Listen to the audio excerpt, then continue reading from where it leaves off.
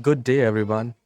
Learn how to block spam calls in Android phone, or I would say how to block unwanted calls in any Android phone.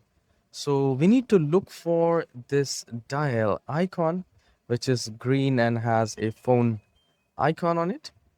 So we need to click on that. And then at the top right corner where we have the three dots, we need to click on that again. Now, if you find block spam calls, you can click on that. And if you do not find it, just go back, click on that three dots again, go to call settings, and there you will find block spam calls. Now, from here, block all unknown incoming calls or like spam calls, suspected scam, advertising, estate agent, right?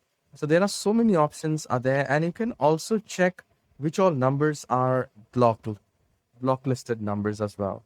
Now, if you want to block a specific number which is there in your dial list, you just need to press and hold it and then scroll down and it will give you an option to click on add to block list.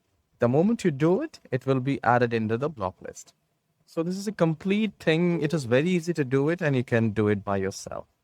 If you find this tutorial short and helpful, please don't forget to hit the like and subscribe. I'll see you in the next video.